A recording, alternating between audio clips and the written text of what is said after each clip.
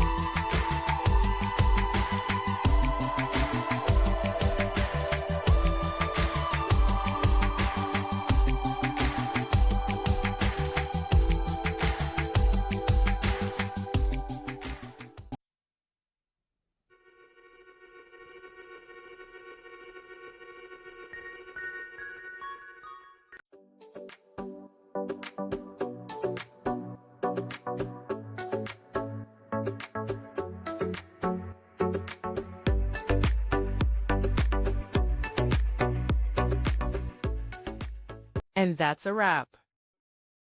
I hope you found the answer you were looking for. If you did, take a second to hit that subscribe button. It really helps out. And let me know in the comments which solution worked best for you. See you next time in the debug zone.